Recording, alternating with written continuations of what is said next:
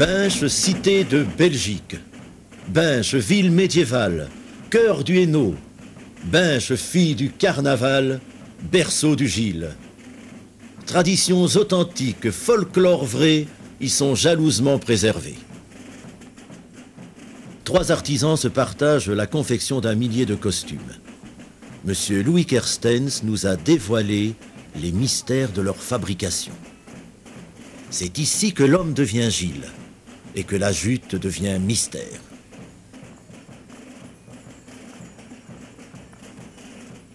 Les applications consistent essentiellement en lions, en couronnes, en étoiles. Et en ce qui concerne les lions, par exemple, on peut rattacher cette décoration à des éléments que l'on trouve dans les armoiries de la ville.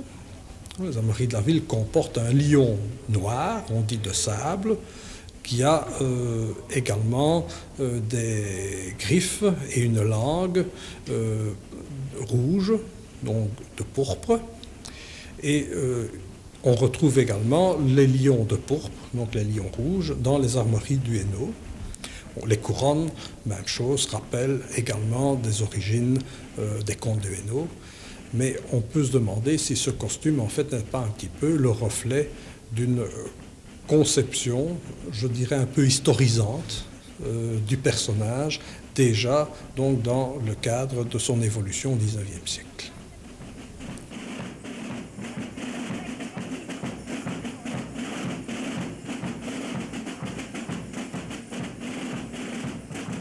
Le costume du Gilles est un peu considéré comme une couche archéologique, décapé comme une couche archéologique. Il faut essayer de retrouver les différents éléments constitutifs.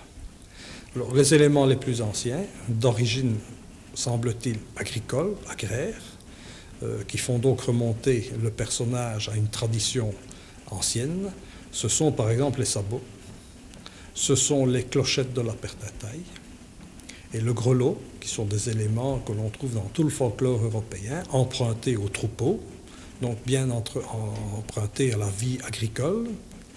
Et ce sont aussi certains éléments que l'on trouve sur le chapeau, comme les fleurettes qui se trouvent sur la buse du chapeau de Gilles. À ces éléments se sont ajoutés évidemment des éléments décoratifs, comme des dentelles, comme la collerette, comme le chapeau. Et le costume lui-même cache des éléments anciens, puisqu'il cache les 2 bosses que porte le Gilles, les 2 bosses de paille, qui sont également des éléments qui nous rappellent que nous sommes là devant un personnage qui se rattache au type personnage de paille, homme de feuilles, homme de branchage, que l'on trouve également dans tout le folklore européen.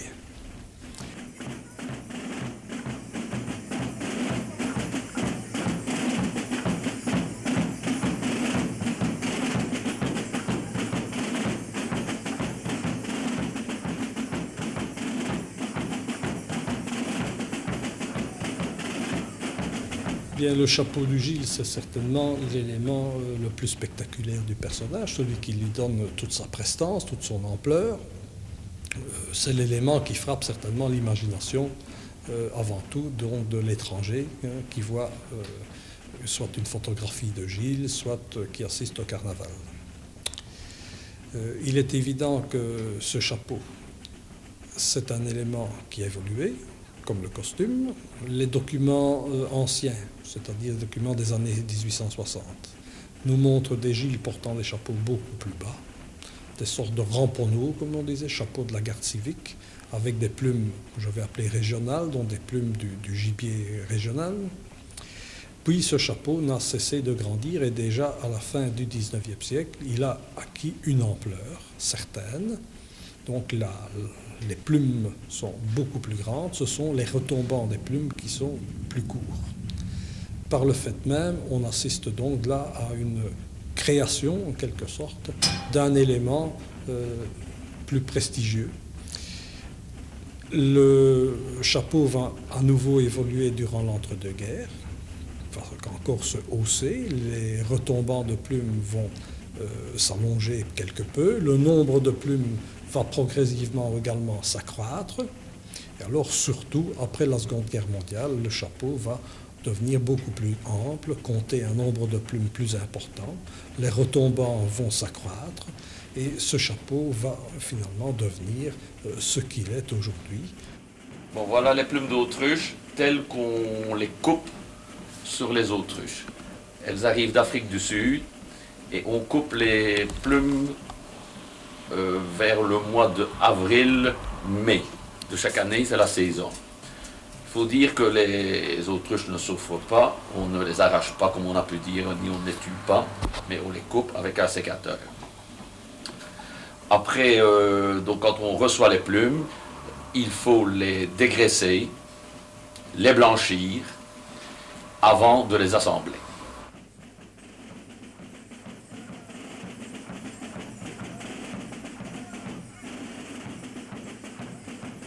Préparée en coulisses des semaines auparavant, la fabrication du costume de Gilles requiert un travail considérable, insoupçonné du grand public. Seul l'amour des traditions guide les mains de l'artisan.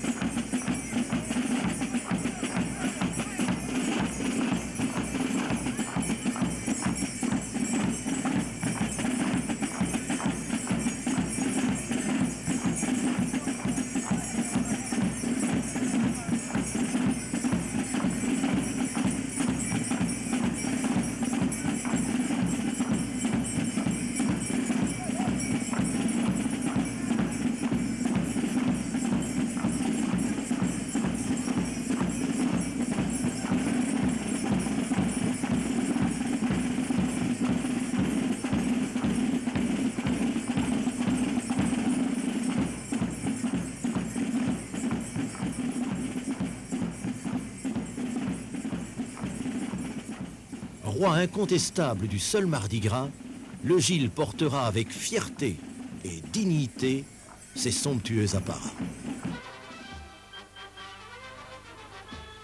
Fervent représentant des traditions ancestrales, le Gilles martèle avec frénésie le sol de sa cité natale.